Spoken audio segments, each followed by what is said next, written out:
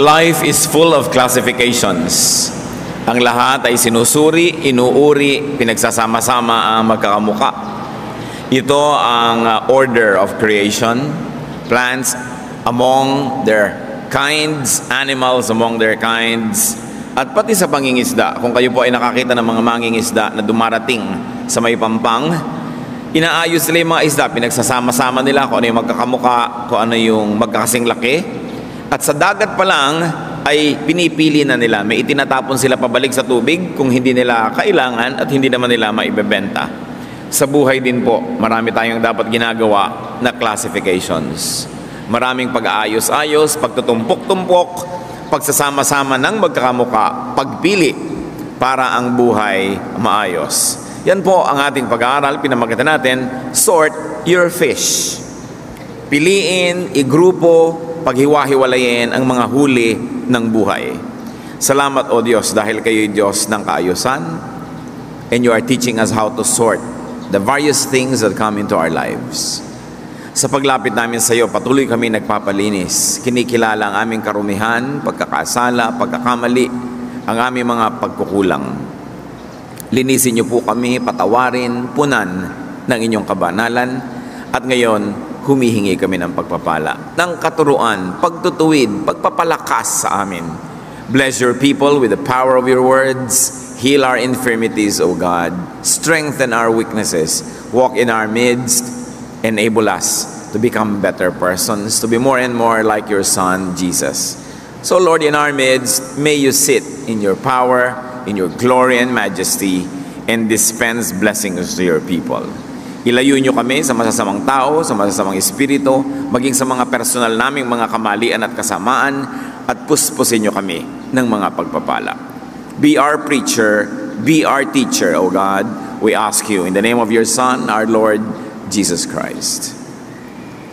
Sort your fish.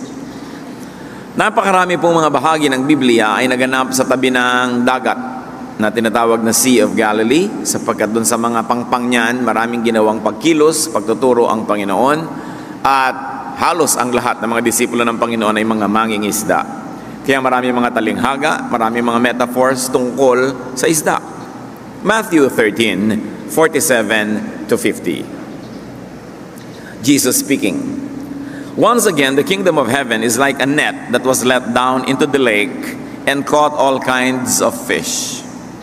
When it was full, the fishermen pulled it up on the shore. Then they sat down and collected the good fish in baskets, but threw away the bad.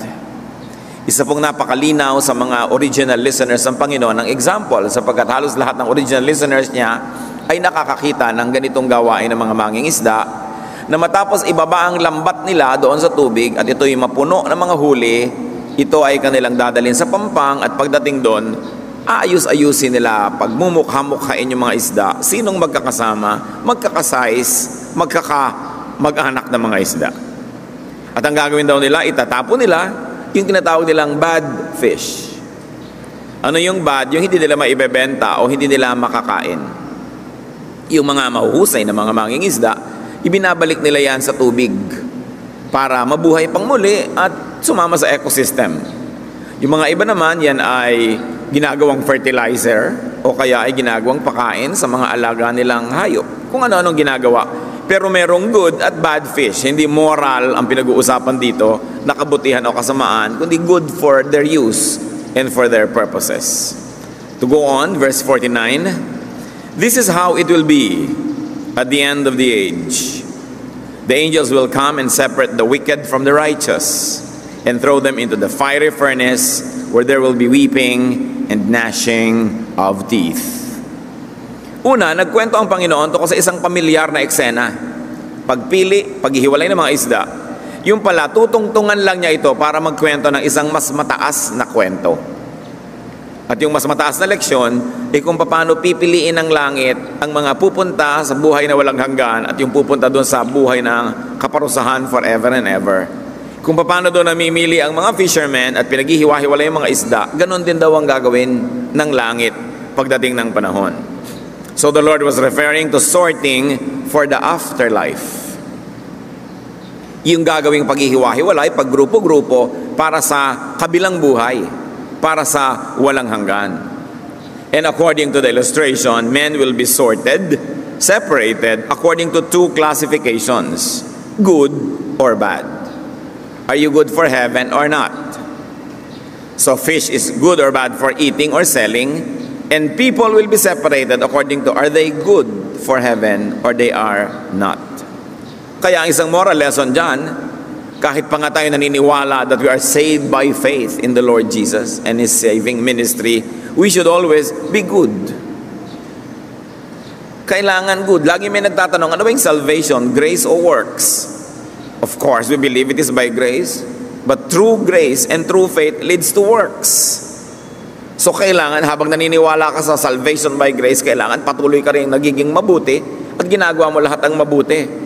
So that just in case that your scholarship is short, nakulang ang iyong kaalaman, merong lihis sa iyong interpretation, sigurista ka, punong-puno ka rin ng good works. At wala namang masama doon, sapagkat yun nga itinuro ng Panginoon na dapat ang tao punong-puno ng good works. That we were created in Christ Jesus to do good works. 2 Corinthians 5:10, for we must all appear before the judgment seat of Christ, that each one may receive what is due to him for the things done while in the body, whether good or evil. Yan ang sabi ng 2 Corinthians 5:10. Ang lahat haharap sa paghuhukom at susukatin ayon sa kanilang mga ginawa habang sila ay nasa lupang katawan, habang sila ay nabubuhay dito sa mundo. So yun yung sorting for the afterlife. Meanwhile, there is also a lot of sorting for the now life. Dalawa naman niyang hangganan ng panahon, yung sa kabilang buhay at yung dito sa buhay na ito. Meron ding sorting na nagaganap. Meron ding pagpili, paggugrupo-grupo, pagtutumpok-tumpok na mga bagay, at paglalagay ng label, good or bad. So we're now going to talk about sorting for this side of eternity. And the classification's the same, good or bad. Ang buhay, mga kapatid, ay tulad din ng pangingisda. Life is like a net that is let down into the sea, daily, periodically, and in its entirety. Araw-araw, may dala kang lambat na inihahagis mo sa tubig. Linggo-linggo, buwan-buwan, taon-taon, buong buhay. At tuwing hihilahin mo ang lambat na ito, kapatid, lagi itong may laman. Kasi lagi tayong nangingisda. Life, like a net, catches all kinds of fish.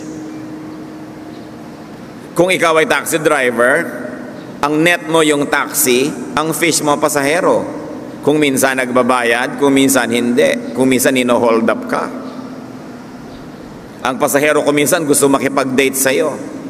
Ang pasahero kung minsan gusto kang utangan. Iba't iba ang mahuhuli mo. Tindera ka kung sino-sino ang makakaharap mo. Salesperson ka kung sino-sino ang makakasalamuha mo. Pag dumadating ang isang maghapon, iba't ibang uri ng mga tao. So, like a net, we catch people. Babae kang maganda, iba't ibang uri ng lalaki manliligaw sa'yo. We catch acquaintances and associates. We catch neighbors and friends. We catch partners. You get them all the time. Pastor ka, may mga nagme-member sa'yo. May mga blessing, may mga hindi. Speaker ka, may makikinig sa'yo. Merong mabuting makinig, merong hindi. Magulang ka, may mga magiging manugang ka. Merong mga maayos, may hindi. Araw-araw, yung lambat natin nakakahuli ng mga tao. Like a net, life also catches things. Sometimes you catch a cold. No? Kung ano-ano ang nasasambot mo, nasasalo mula sa inihahagis ng langit. We have acquisitions. Like a net, you get earnings or winnings or gifts. May mga nagiging mapalad pag nanalo. Meron naman, katulad ng ibang nananalo sa loto, na hold up pa, napatay, mabuti pang wala na lang pera, wala naging interest, na hold upin siya. May nakakabuti, merong hindi.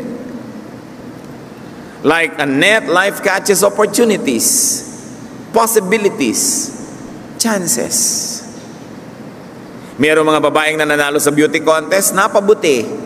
Meron naman kung kailan nananalo ng beauty contest, lalong napariwara. Kasi naligawan ang lahat ng dirty old men. Merong gumaganda siya, napapabuti. Merong sa pagganda, nagiging magnet ng mga kalungkutan sa buhay. Life offers chances, proposals, openings, potentials. Naglalakad kami, itsura kami, nag-aabot sa ng calling card. Agent ako ng modeling agency, tawagan mo ako. Merong mga mapapabuti, may mapapasama. Maraming opportunities. May business opportunity, yung konti mong inipon, ininvest mo, may napabuti, may lalong naghihirap. May mga opportunities to go abroad, may mga pamilyang umasenso, merong nawasak. There is always an opportunity that comes your way every day. Life catches all kinds of fish and their accompanying demands. Kung ano yung nahuli mo, may kakambal yun na hihingin sa'yo. May requirements, merong premiums, may payments, may price tags. Because everything has a price. May inaalok ka maging artista, what is the price? May inaalok ka na maging ganito, anong ibabayad mo para mangyari yon? May pangarap kang hinahabol, ano ang price tag? We need to sort what life brings to us. We need to sort what our net catches. Kailangang suriin, uriin, grupo-grupuhin ang natatanggap. Hindi pwedeng lahat hawakan. Dalawa lang ang kamay ng tao, konti lang ang pwedeng hawakan. Limitado ang espasyo ng bangka, dapat itapon muli sa tubig. Yung hindi kailangang magpabigat at magpalubog dito na wala namang pakinabang. Pero ang hirap niyan, alam mo ba kung ano yung good at yung bad para sa'yo? Wala namang taong sa umaga ay magpapasyang, huhulihin ko lahat ng bad para ako mapahamak. Lahat ng hinuhuli natin, akala natin good. Kailan mo lang malalamang bad kung hindi ka matalino? Pag nasaktan ka na. Pag nalugi ka na, nahirapan ka na, doon mo lang malalaman bad pala. Kaya lang, huli na. Nakabubuti lang para sa susunod mo pa mga karanasan at nang hindi na maulit. We can't have and keep everything and everyone. Kailangan mag-sort. We must sort according to classification. And the same principle holds, good or bad. What is a good catch? What is a bad catch? Sa tao, sa bagay, sa mga oportunidad. A good person, a good thing, a good opportunity is that who and which does you good. Mahirap ba yan maintindihan? Marami kang manliligaw. Who is the good one? The one who does you good. Hindi lang yung good looking, tapos dudurugin pala yung puso mo. Hindi lang yung mataba ang bulsa, yun pala makaka-maintain ng maraming kerida. Who is a good person? The person who does you good. The person who makes you good. The person who brings you good. Ganon din yung good thing. What is a good thing? A very nice car, is it a good thing? Kung takaw car na, mapapatay ka pa, magiging mitya ng iyong buhay, then it's not good. What is a good opportunity? An opportunity that will not compromise your morals.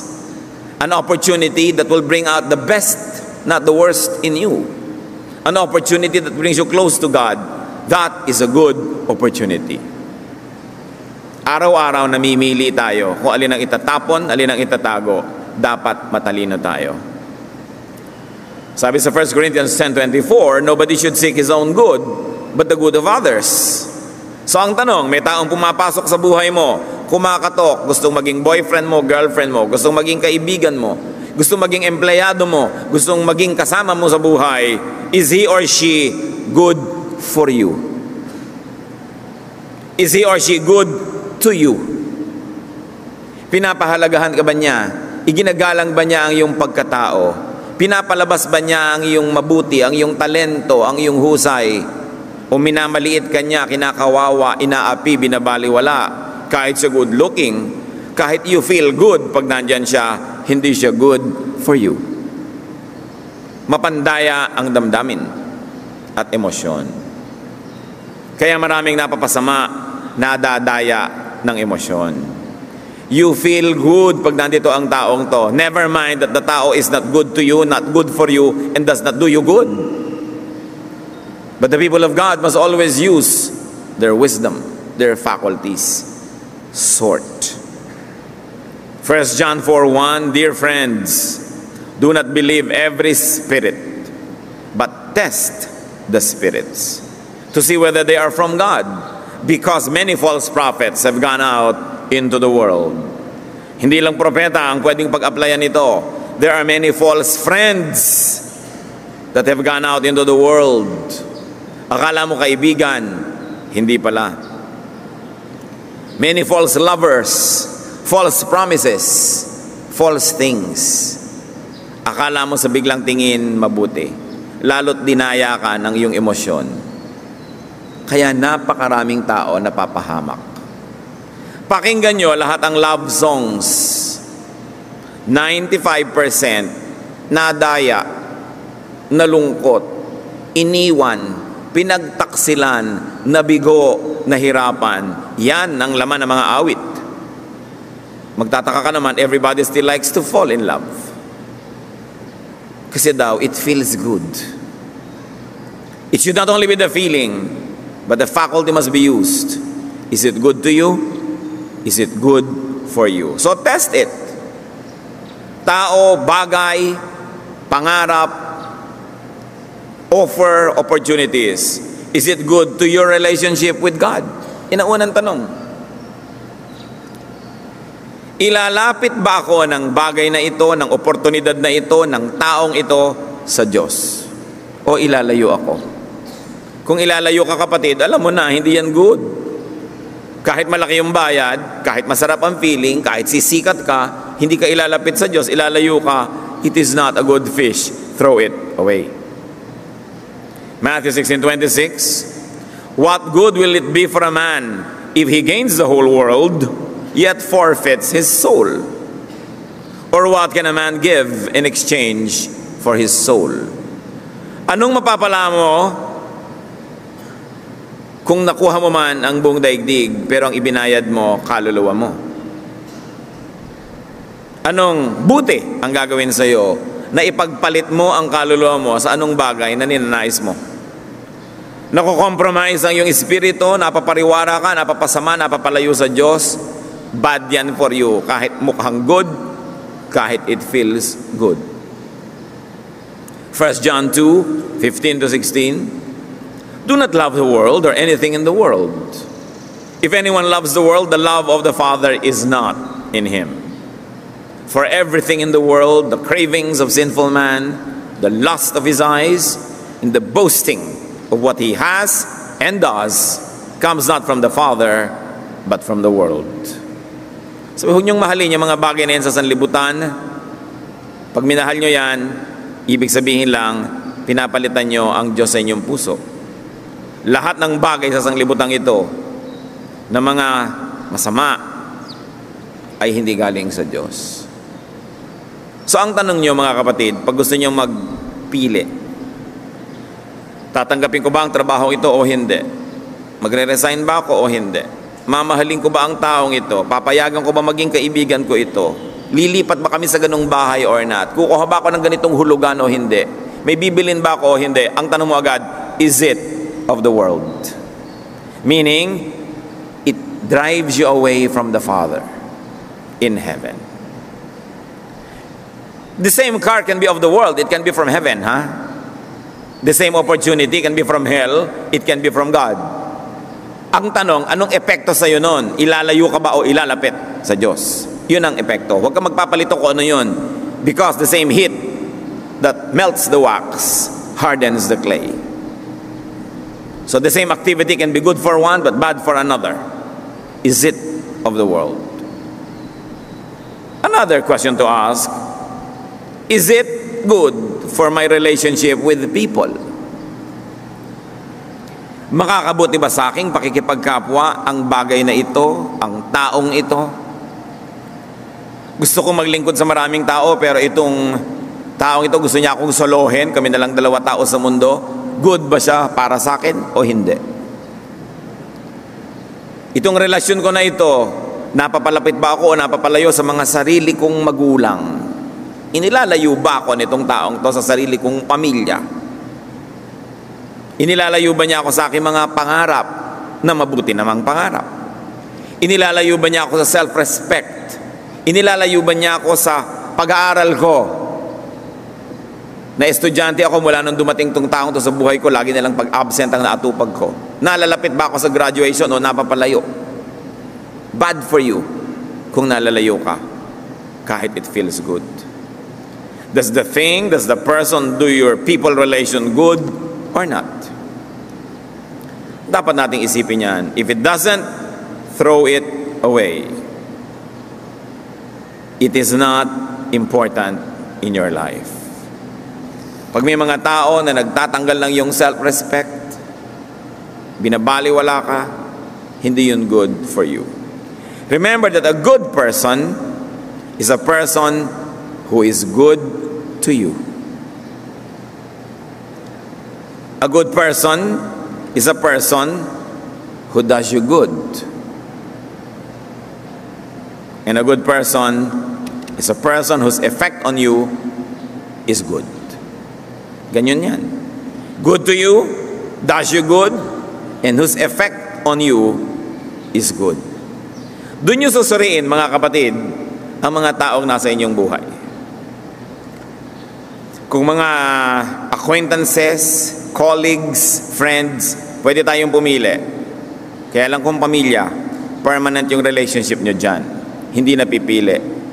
Ang pwede mo nalang pagpasyahan, the degree of your engagement. May pinsan ka, may kapatid ka, may nanay ka na bad talagang effect sa'yo, hindi mo na pwedeng itapon. Ang pagpapasyahan mo na lang, gaano ko papayagan na maapektuhan niya ako? Gaano ako aagwat within what my relations allow? Gaano ko siya papayagang pumasok sa utak ko, sa puso ko, sa buhay ko? Kahit nandyan siya lagi, pwede ko namang lagyan ng bakod kahit kapraso. Nagpapasya tayo doon. Good people must be kept. They must not be carelessly and foolishly thrown away. Manging isda ka, nakahuli ka na ang ganda-gandang lapu-lapu, ihahagis mo sa uli sa tubig, sayang. And yet, many of us can be deceived and throw away good people into nothingness.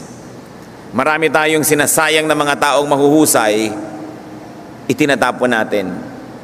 Kailangan marunong kang sumuri. Another test, is it good to your relationship with yourself? So sinuri natin ang isang bagay, isang pangarap, isang tao, isang opportunity.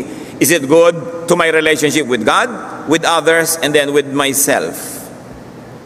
Dito ba sa taong ito, sa bagay na ito, sa pangarap na ito, meron akong kapayapaan? Are you in peace with your conscience?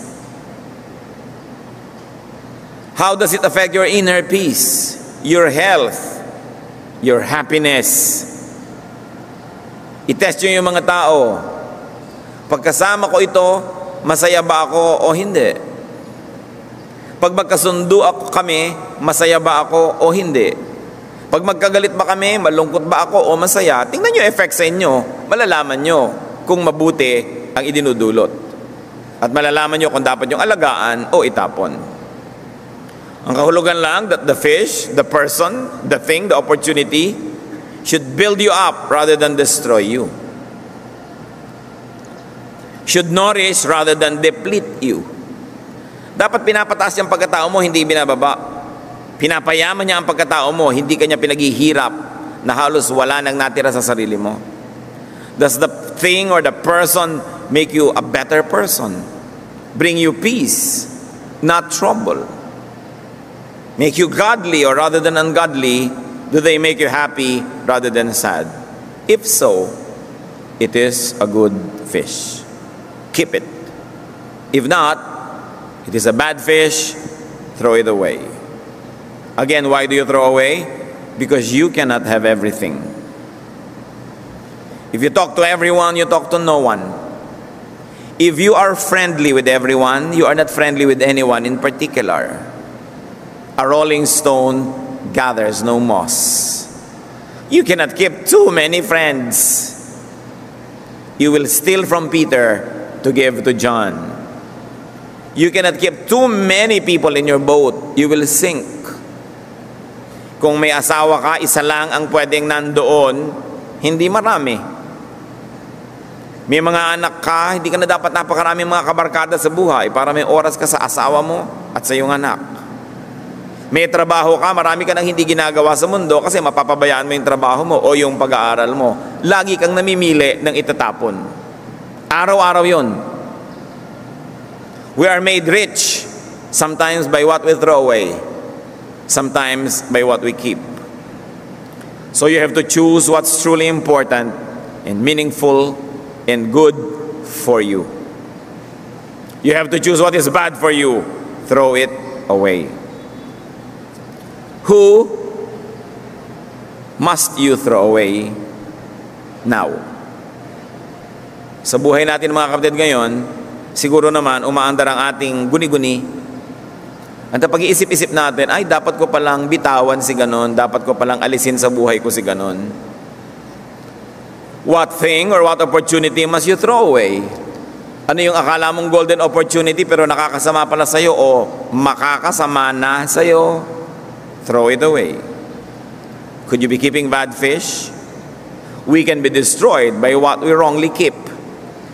We can be destroyed by what we wrongly throw away. So listen to the voice of wisdom and do not be stubborn. Proverbs 29:1, a man who remains stiff-necked after so many rebukes will be suddenly destroyed without remedy. Malinaw na malinaw ang Proverbs 29:1. Ang taong nagmamatigas, patuloy na tinitigasan ng loob, ay biglang babasagin at di na mabubuo pang muli. So sa pagpili ng ating iniingatan at itatapon, do not just be emotional, be wise, be critical, be discerning. Wisdom is a very supreme gift. Classify the fishes on your boat. Keep what must be kept, throw away what must be thrown away. And make sure that when the people around you sort, you don't get classified as bad and get thrown away. Kasi pwedeng tayo pala yung itapon, kasi pag sinukat, bad pala tayo. Masama pala ang pakitungo natin, masama ang effect natin, masama ang ating ipinapakita, baka ikaw yung matapon. Mahalaga pala yung boat na yun sa'yo, dapat hindi ka matanggal doon. Aming Diyos, kami po ay nagpapasuri. Salamat sa mga paalala nyo na ang buhay ay laging pagpili. Turuan nyo po kaming lahat. Suriin ang mga tao sa aming paligid, mga bagay, mga pangarap, mga oportunidad. Sa mga nalilito, humihingi kami, Panginoon, ng discernment and guidance. Papaglinawin mo, bigyan mo kami ng kaliwanagan at nang luminaw sa amin ang lahat, maitapon ang dapat itapon at itago ang dapat itago. At nawa kami man, huwag namang mapiling itapon ng aming kapwa dahil nakikita nila bad kami. Magbulay-bulay tayo mga kapatid.